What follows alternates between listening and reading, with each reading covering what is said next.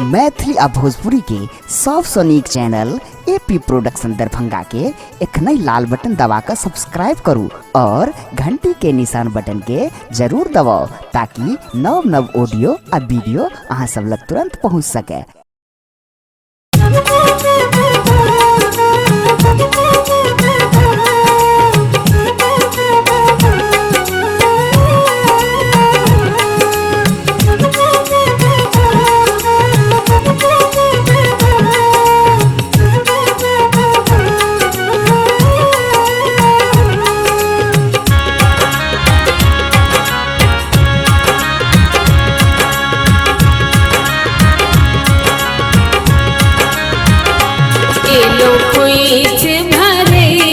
स्वीकार कर